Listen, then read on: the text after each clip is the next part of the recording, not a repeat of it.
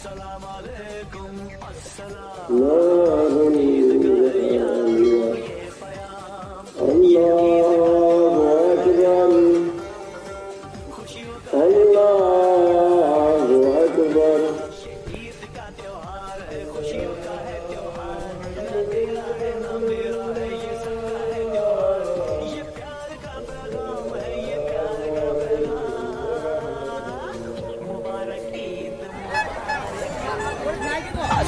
वालेकुम अस्सलाम ईद का है यारो ये प्याम ये ईद का त्योहार है खुशियों का है त्योहार ये ईद का त्योहार है खुशियों का है त्योहार ना तेरा है ना मेरा है ये सबका है त्योहार ये प्यार का पैगाम है ये प्यार का पैगाम मुबारक ईद मुबारक अस्सलाम वालेकुम अस्सलाम ईद का है यार अस्सलामु आलैकुम पवित्र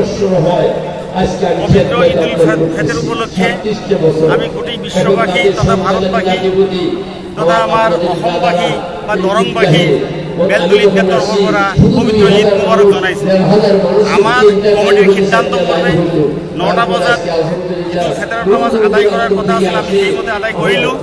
৯টা বজাত আমি ঈদৰ নামাজ আদায় কৰিলোঁ আৰু এই ঈদ পবিত্ৰ ঈদ এই ঈদ উপলক্ষে আমাৰ যিটো বেলতলি ঈদগাহৰ ইমাম সাহেব শেখ মৌলানা আলহাজ তালিমউদ্দিন আহমেদ সাহেব উনি আমাৰ ইয়াত নমাজ পঢ়াই তেখেতে আমি এই ঈদ উপলক্ষে গোটেই বিশ্ববাসীক ভাতৃত্ববোধ বজাই ৰাখিবলৈ আমি আহ্বান জনাইছোঁ। শান্তি বজাই ৰখাৰ কাৰণে আমি আহ্বান জনাইছোঁ।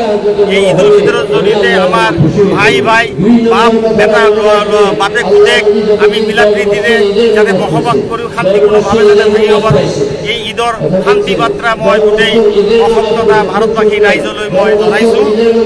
প্ৰত্যেক ধৰ্মাৱলম্বী মানুহক অনুৰোধ কৰিছোঁ আমি একেলগে থাকিব লাগে।